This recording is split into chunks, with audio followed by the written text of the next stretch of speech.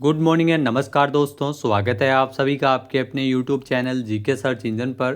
तो दोस्तों आज है 2 जनवरी और 2 जनवरी से रिलेटेड राजस्थान करंट अफेयर्स के जितने भी इंपॉर्टेंट क्वेश्चन हैं उन सभी को हम इस वीडियो में डिस्कस करने वाले हैं। तो पूरा वीडियो बहुत ध्यान से देखना और वीडियो के एंड में मैं आपसे एक क्वेश्चन भी पूछूंगा जिसका आंसर आप सभी को कमेंट बॉक्स में देना है। कल के वीडियो में मैंने जो क्वेश्चन पूछा था वो था राज्य सरकार की बजट घोषणा के तहत कोटा हाड़ौती ट्रेवल मार्ट का आयोजन है वो कब किया जाएगा। तो इसका आयोजन 2 से लेकर 4 जनवरी 2026 तक किया जाएगा। बहुत ही शानदार आंसर दिया है। तो जिन दोस्तों ने बी ऑप्शन कमेंट बॉक्स में सही जवाब दिया था उनको हार्दिक शुभकामनाएं। तो राजस्थान सरकार की बजट घोषणा के तहत कोटा हाड़ौती ट्रेवल मार्ट का आयोजन है वो 2 से लेकर 4 जनवरी तक कोटा में किया जाएगा। इस 3 दिवसीय कोटा हाड़ौती ट्रेवल मार्ट का शुभारंभ चंबल रिवर फ्रंट कोटा से होगा, जबकि ट्रेवल मार्ट के जो बाकी के कार्यक्रम है वो आर्ट हिल सिटी पार्क में आयोजित किए जाएंगे। कोटा हाड़ौती ट्रेवल मार्ट हाड़ौती की पर्यटन क्षमता को वैश्विक मंच पर लाएगा। तो चलिए शुरू करते हैं, लेकिन उससे पहले यस्टरडे रिवीजन जो कल के महत्वपूर्ण रिवीजन हुए थे उनके बारे में जान लेते हैं। जो क्वेश्चन थे तो रिफ 2026 का जो 12वां संस्करण है वो 31 जनवरी से लेकर 4 फरवरी 2026 तक मेहरानगढ़ के लिए जोधपुर में आयोजित होगा। इतनी सी बात आपको ध्यान में रखनी है। नेक्स्ट है राजस्थान सरकार के द्वारा 30 दिसंबर को एक ग्रीन क्रेडिट वाउचर इनिशिएटिव 2025 योजना को मंजूरी प्रदान की गई थी। मुख्यमंत्री भजन लाल शर्मा की कैबिनेट की बैठक में इसे मंजूर किया गया। नेक्स्ट है राजस्थान में 78वें थल सेना जो दिवस के अवसर पर परेड का आयोजन है वो जयपुर में 15 जनवरी को पहली बार सैन्य छावनी से बाहर इसका आयोजन है वो जयपुर में किया जा रहा है। नेक्स्ट है south Asian ball badminton championship Bharat ने जीती है, जिसमें राजस्थान से दीपक सिंह जो कि करौली से है और निकिता कंवर ये जयपुर से, ये दोनों भी शामिल थे। नेक्स्ट है सवाई माधोपुर में 18 से लेकर 19 जनवरी को अमरूद महोत्सव आयोजित होगा। अमरूद महोत्सव एवं कृषि तकनीकी मेले का आयोजन किया जाएगा सवाई माधोपुर जिले में। तो चलिए शुरू करते हैं। पहला क्वेश्चन है, नीचे दिए गए कथनों को ध्यान से पढ़िए, सही विकल्प का चयन करना है। इसमें 2 कथन आपके सामने हैं। राजस्थान डिजी फेस्ट टाई ग्लोबल समिट से रिलेटेड ये कथन है। पहला है कि राजस्थान डिजी फेस्ट टाई ग्लोबल समिट 2026 का आयोजन है वो 4 से लेकर 6 जनवरी 2026 तक जयपुर में किया जाएगा, जो बिल्कुल सत्य कथन दिया गया है। जयपुर में ध्यान रखना 4 से लेकर 6 जनवरी तक राजस्थान डिजी फेस्ट टाई ग्लोबल समिट का आयोजन होगा। अब इसका आयोजन जयपुर में ध्यान रखना सीतापुरा में स्थित Jaipur exhibition and convention centre यानी सीतापुरा में, जयपुर में भी जेईसीसी में इसका आयोजन है वो किया जाएगा। तो इसमें दोनों कथन है वो सही दिए गए हैं। तो ए व बी दोनों ही कथन इसमें सही कथन दिए गए हैं। सी ऑप्शन यहाँ पर बिल्कुल सही है। आइए जानते हैं इम्पोर्टेंट फैक्ट्स। तो राजस्थान सरकार के जो सूचना प्रौद्योगिकी और संचार विभाग और टाई राजस्थान के संयुक्त तत्वावधान में राजस्थान डिजी फेस्ट टाई ग्लोबल समिट, यहाँ राजस्थान डिजी फेस्ट टाई ग्लोबल समिट का आयोजन है वो जयपुर में 4 से लेकर 6 जनवरी तक होगा। जयपुर में सीतापुरा में स्थित Jaipur exhibition and convention centre में आयोजित होने वाले इस समिट के वैश्विक मंच पर जो स्टार्टअप, निवेशक और नीति निर्माता, उद्यमी और क्रिएटर्स एक साथ आएंगे। इस अवसर पर अलग अलग सत्र और स्टार्टअप पिच के अलावा hackathon, comic con, film festival और Rajasthan regional AI impact conference का भी आयोजन है वो इस अवसर पर किया जाएगा। स्टार्टअप इकोसिस्टम को मजबूत करने और राजस्थान को वैश्विक इनोवेशन हब बनाने के रूप में विकसित करने के उद्देश्य से राजस्थान डिजी फेस्ट का आयोजन है वो किया जा रहा है। नेक्स्ट है, हाल ही में अंडर 13 स्कॉटिश ओपन स्क्वैश 2025 का खिताब किसने जीता है। तो खिताब जीता है दिव्यांशी जैन ने, जो कि राजस्थान के जयपुर की रहने वाली है। बी ऑप्शन यहाँ पर बिल्कुल सही है। आइए जानते हैं इम्पोर्टेंट फैक्ट्स। तो चर्चित खिलाड़ी, ध्यान रखना दिव्यांशी जैन, इनका संबंध जयपुर से और स्क्वैश इनका खेल है। अंडर 13 स्कॉटिश ओपन स्क्वैश खिताब 2025 की विजेता रही थी। फाइनल में इन्होंने शनाया परशुरामपुरिया भारत को, जिनको 11-5, 11-9 और 11-5 के अंतराल से हराया था। एक माह में जो दिव्यांशी जैन का दूसरा अंतर्राष्ट्रीय खिताब है। दिसंबर में ही कोलालमपुर ओपन का खिताब भी इन्होंने जीता था। तो अंडर 13 वर्ग में भारत की नंबर 1 स्क्वैश खिलाड़ी है दिव्यांशी जैन। ये भी आपसे एग्जाम में ज़रूर पूछा जा सकता है, महत्वपूर्ण फैक्ट है। नेक्स्ट, नीचे दिए गए कथनों को ध्यान से पढ़िए और सही विकल्प का चयन करना है। पहला कथन है कि 9वीं federation cup national wushu championship जो कि छत्तीसगढ़ के राजानंद गांव में 24 से लेकर 30 दिसंबर 2025 तक आयोजित की गई। तो इसका सही कथन यहाँ पर दिया गया है, राजानंद गांव, जहाँ पर 24 से 30 दिसंबर तक इसका आयोजन है वो किया गया था छत्तीसगढ़ में 9वीं federation cup national wushu championship. फिर है कि राजस्थान के एक खिलाड़ी है सचिन चौधरी, इन्होंने सीनियर वर्ग के 60 किलोग्राम भार वर्ग में सिल्वर मेडल जीता है। तो यहाँ पर ये गलत हो गया, 60 नहीं है, ये 90 किलोग्राम भार वर्ग में सिल्वर मेडल जीता गया है। तो यहाँ पर बी कथन है वो गलत दिया गया है, ए कथन सही हो गया है। फिर है कि सचिन ने जयपुर में साल 2025 की सीनियर वुशु चैंपियनशिप में भी ब्रॉन्ज मेडल जीता था। तो यहाँ पर यह कथन भी सही दिया गया है। तो इसमें ए और सी दो कथन इसमें सही दिए गए हैं। तो यहाँ पे नीचे विकल्प में सही कथन की अगर बात करें तो ए और सी सही है, यानी कि सी ऑप्शन यहाँ पर बिल्कुल सही हो जाएगा। तो इस प्रकार के क्वेश्चन आपको एग्जाम में ज़रूर देखने को मिल जाएगा। आइए जानते हैं इम्पोर्टेंट फैक्ट्स।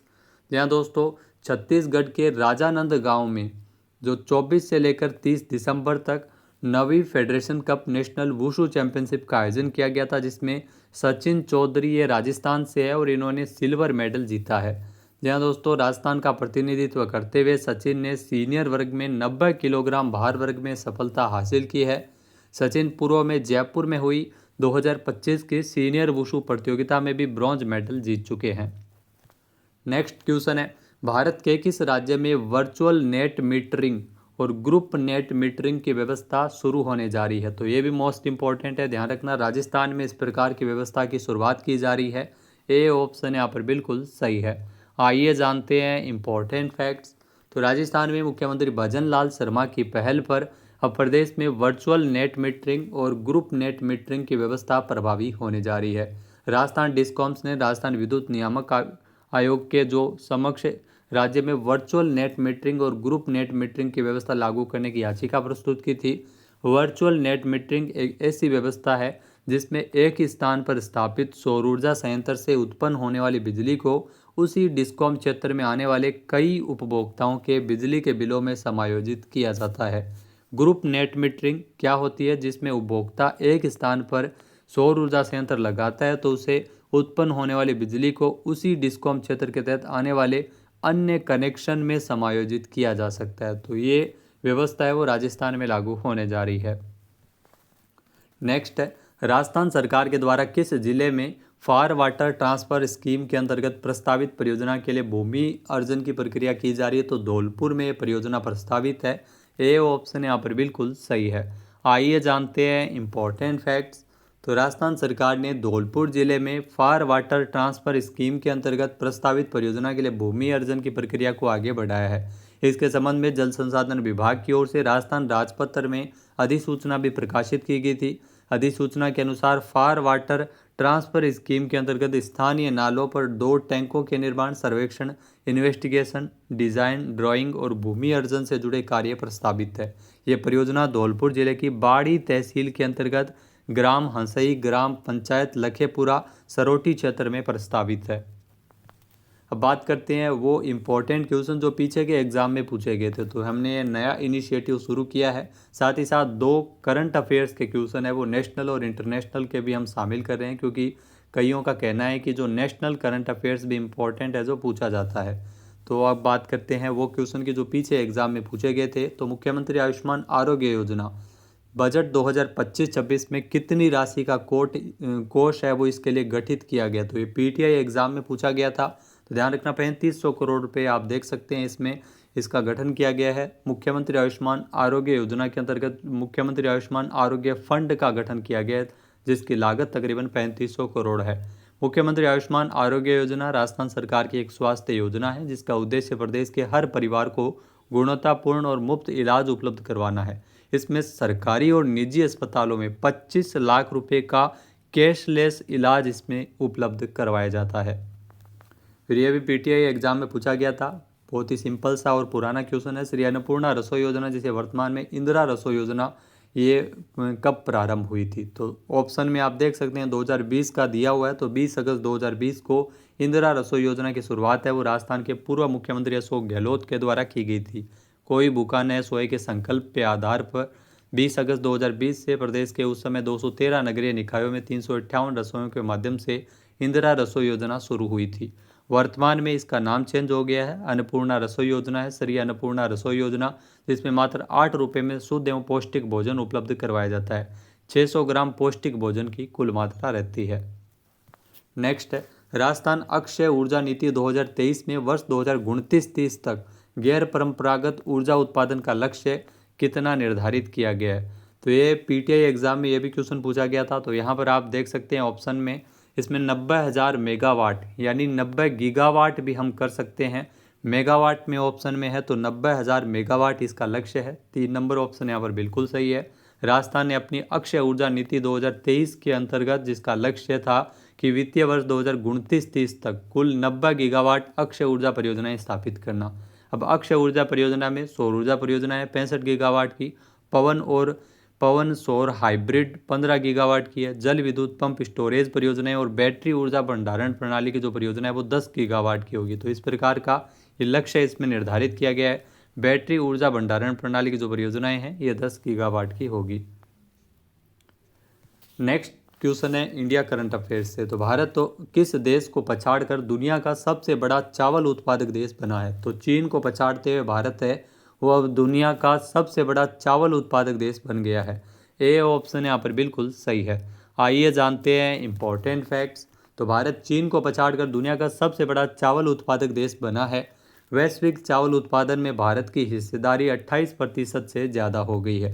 ये हिस्सेदारी आपको ध्यान में रखनी है, एग्जाम में पूछा जाता है। United state department of agriculture की रिपोर्ट के अनुसार 2025 में भारत में चावल उत्पादन बढ़कर 15.2 करोड़ टन होने का अनुमान है।